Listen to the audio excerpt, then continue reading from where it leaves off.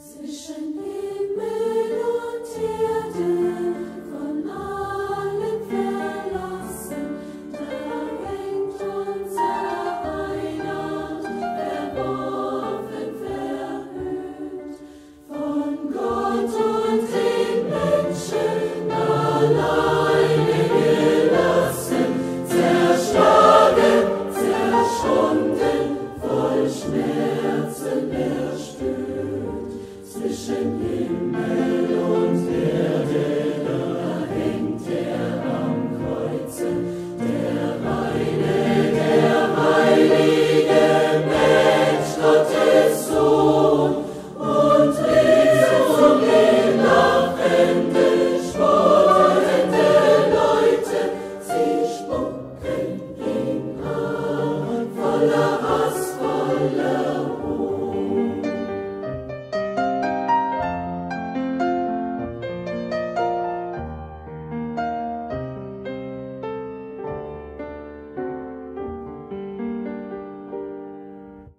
Zwischen Himmel und Erde, mit Dornen gekrönet, an Händen und Füßen mit Regen durchbohrt, da hat mit dem Vater uns Jesus versöhnet, den Stachel der Sünde genommen, den Tod.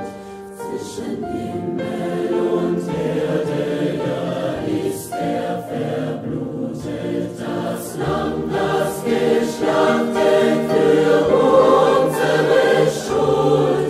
Die wütende Menge ist nieder vermutet, das Nun ist gekommen, die rettende Huld.